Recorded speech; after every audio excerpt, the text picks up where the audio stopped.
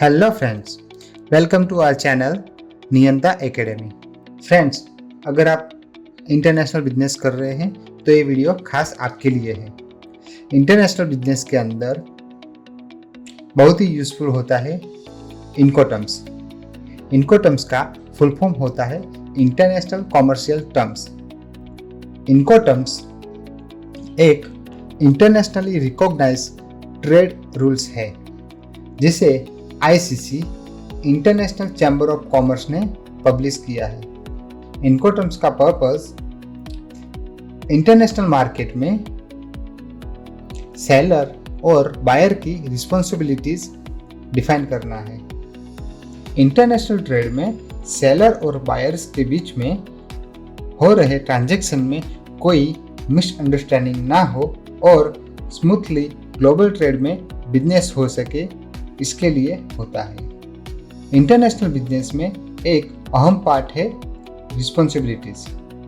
Incoterms clarify करता है कि packing, transportation arranging, obtaining permissions और मैनेजिंग कस्टम क्लियरेंस जैसे टास्क के लिए कौन रिस्पॉन्सिबल रहेगा।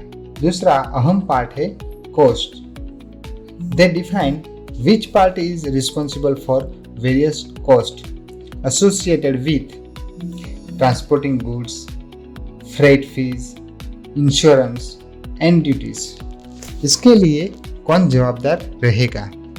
इंटरनेशनल बिजनेस में तीसरा अहम पार्ट है रिस्क। इनकोटर्म्स स्पेसिफाई करता है कि कौन से पॉइंट पर रिस्क ऑफ लॉस और damage of the goods transfer from the seller to buyer. Friends, अब जानते हैं इनकोटर्म्स की इंपॉर्टेंस क्या है। Clarity and consistency. By establishing a common language, Incoterms reducing ambiguity and prevent disputes in international trade. Clarity and consistency. एक सामान्य भाषा में कहे तो इनकोटर्म्स अस्पष्टता को कम करते हैं और इंटरनेशनल बिजनेस में सेलर और बायर के बीच के विवादों को रोकते हैं। Smoother transactions. स्पष्ट रूप से define roles and responsibilities goods के ट्रांजिट टाइम को कम करता है और लॉजिस्टिक्स की एफिशिएंसी को बढ़ाता है।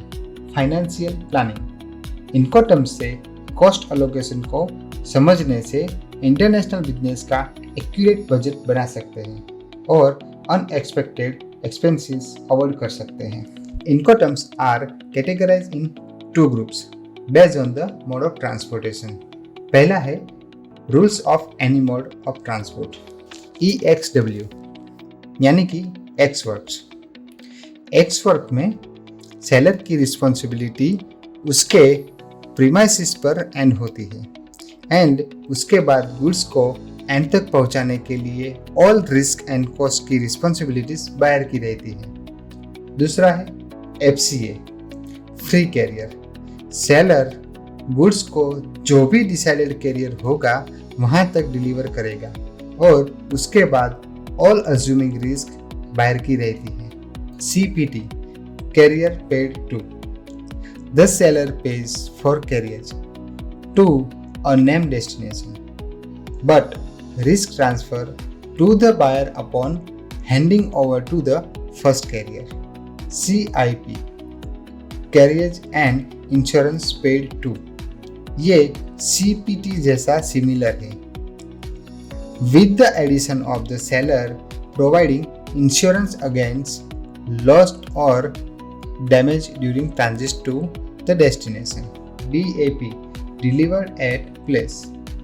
सेलर गुड्स को नेम प्लेस पर डिलीवर करेगा और अनलोडिंग एंड एसोसिएटेड रिस्क की रिस्पॉन्सिबिलिटी बायर की रहेगी।